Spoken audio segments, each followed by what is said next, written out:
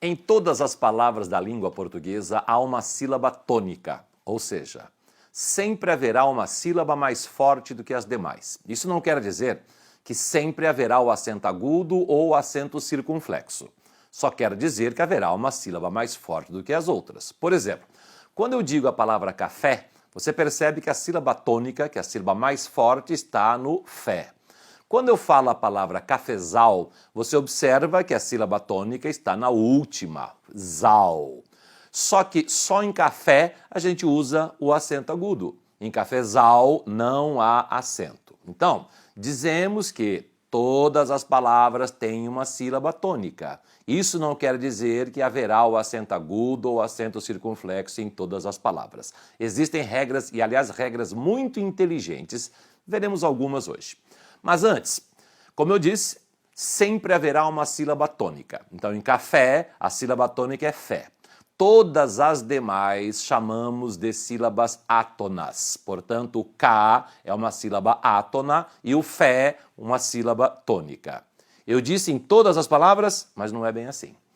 Quando transformamos uma palavra, quando criamos uma outra palavra a partir da original, dizemos que a original é uma palavra primitiva e que a outra palavra que foi criada é uma palavra derivada. Então, café é a palavra primitiva, cafezal é a palavra derivada. Só nas palavras derivadas, além da sílaba tônica e da sílaba ou das sílabas átonas, haverá uma chamada subtônica, que é a tônica da palavra original, a tônica da palavra primitiva. Então, revendo, café, sílaba tônica fé, sílaba átona cá. Cafezal, sílaba tônica zal. Aí o fé, que era a sílaba tônica da palavra primitiva, passa a ser a subtônica na palavra derivada. E o K é a sílaba átona. Então, repetindo, nas palavras derivadas haverá 3 tipos de sílabas. A tônica, que é a mais forte, a subtônica, que era a tônica da palavra primitiva, e a átona ou as átonas, depende do tamanho da palavra. Beleza? Muito bem. Hoje nós falaremos sobre um grupo de palavras muito importante em virtude da reforma ortográfica. A tal da reforma ortográfica que já trouxe dor de cabeça para muita gente no Brasil, não só no Brasil, em todos os países lusófonos. Trouxe uma modificaçãozinha para nós. Bom, primeiro, vamos ver o que é essa tal de regra de acentuação, como é que é o nome dessas coisas. Você deve se lembrar da época da escola, aliás, se você é um estudante, você se lembra agora, porque está estudando na escola isso. Nós dizemos que se a última sílaba de uma palavra é a mais forte, dizemos que é uma palavra oxítona. Se é a penúltima sílaba mais forte, dizemos que é paroxítona, ela é parecida com a oxítona. Se é a antepenúltima sílaba mais forte, dizemos que é proparoxítona. E parou aí. Na língua portuguesa, a sílaba tônica só pode estar na última, na penúltima ou na antepenúltima sílaba. Então só pode haver acento agudo ou circunflexo numa dessas 3 sílabas. Então veja aqui, ó, dá uma olhadinha aqui. Oxítonas, então, como acabamos de falar, a última sílaba é a tônica. Aí a regra diz que essas palavras só receberão acento agudo ou circunflexo quando forem terminadas em a, i, u, em, ens, el, ei, oi. Observe que em, ens, el, ei, oi, eu já coloquei o acento agudo. Sabe por quê? Porque não existe substantivo, não existe adjetivo que seja oxítono, terminado em, ens, el, ei, oi, sem acento agudo. Não haverá o acento circunflexo aqui. Por exemplo, é o que acontece com armazém, amém, neném, alguém, ninguém. É o que acontece com o plural, armazéns, nenéns. É o que acontece com chapéu e o plural chapéus. Cuidado, o plural de chapéu é chapéus, porque é terminado em U. Toda palavra terminada em vogal, quando recebe o S, indica o plural, certo? O U é uma vogal, então para a pluralização nós colocamos apenas S. Um chapéu, dois chapéus, um troféu, dois troféus. As palavras terminadas em EI, por exemplo, qual o plural de pastel? É assim, sentiu? Nós não deveríamos falar pastel, nós deveríamos falar pastel. Por quê?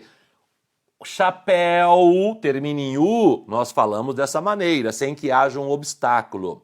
Agora, toda consoante é um obstáculo. O L é uma consoante, então deveríamos falar pastel. Mas tudo bem, vamos continuar falando pastel da nossa maneira brasileira aqui, que fica melhor.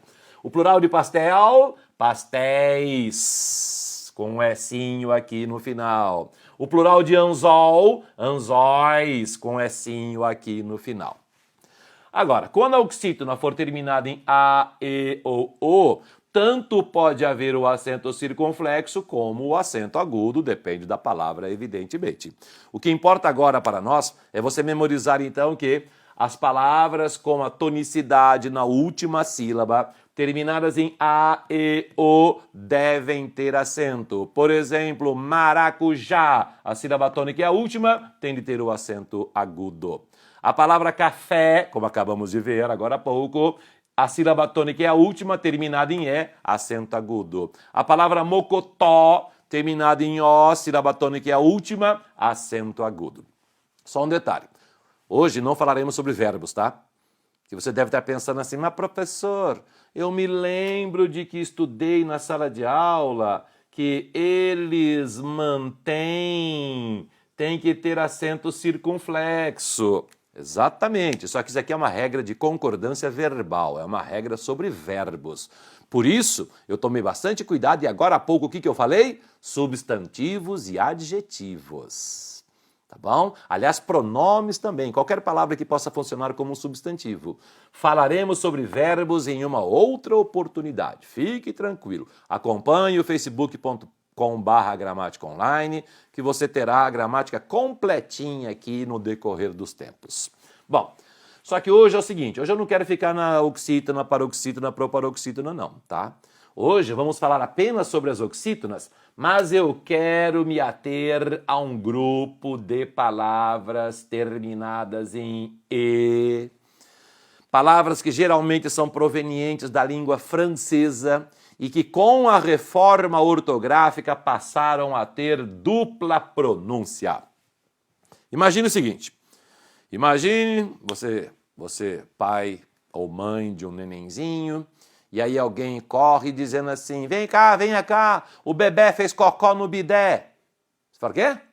O bebê fez cocó no bidé. Eu não estou entendendo o que você está falando. Sabe por quê? Exatamente isso.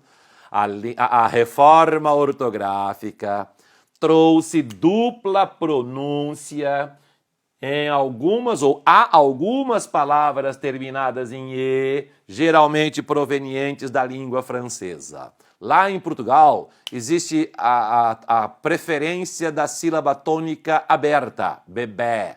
Aqui no Brasil existe a preferência da sílaba tônica fechada, bebê.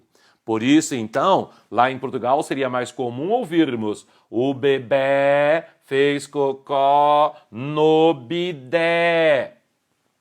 Já eu falo do cocó, tá? E que por enquanto nós estamos falando das palavras terminadas em E. Bom, você tem de memorizar? Faz parte da regra agora.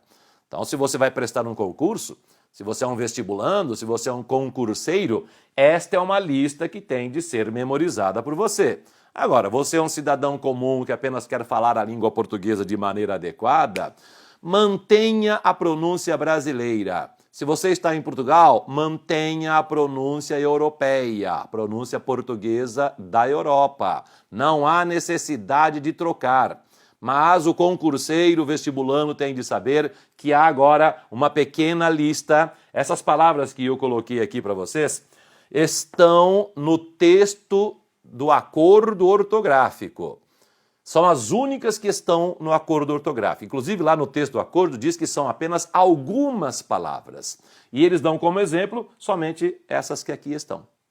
Certo? Então, agora não, desde a reforma ortográfica, tanto faz dizer bebê ou bebé, o bidê ou bidé, o canapé ou canapé. Sabe aquele salgadinho que você come numa festa? Então, você tanto pode chamar de canapé ou canapé. Olha, gente, hoje eu vou servir uns canapés para vocês. Ou vou servir uns canapés para vocês. Você luta karatê ou karaté. Observe que nós falamos karatê, mas o cidadão que luta karatê nós chamamos de karateca. Nós não chamamos de karateca. Mas se é karatê, não deveria ser karateca? Percebeu? Então, o karatê ou o karaté, mas é karateca, não vai chamar de karateca agora não. Tá? Eu faço crochê ou crochê. O guichê para pegar a passagem no metrô ou o guichê, tanto faz. Vamos à matinê, ao cinema, ou à matiné. Também pode ser nenê ou nené, como foi bebê e bebé. Vou comer um purê de batatas ou um puré de batatas. E antigamente havia o costume de os homens cheirarem rapé ou rapé. Sei que costume mais besta que esse, mas tudo bem, cada um tem a sua vontade. Mas um detalhe só, tirando um pouquinho da ortografia, é questão de bebê e de bebé. Até algum tempo se falava muito que não existia a bebê, que bebê era uma palavra masculina, o bebê. Inclusive, alguns dicionários registravam apenas masculino, o bebê. Hoje em dia não tem nada a ver com a reforma ortográfica, mas hoje em dia tanto se aceita falar o bebê quanto a bebê. Então, o Pedro, meu neto, que tem 1 ano e meio, é um bebê lindo, maravilhoso. A sua amiguinha Vitória é uma bebezinha linda, maravilhosa. Para terminarmos a aula de hoje, agora há pouco eu falei então que o bebê fez cocó no bidé.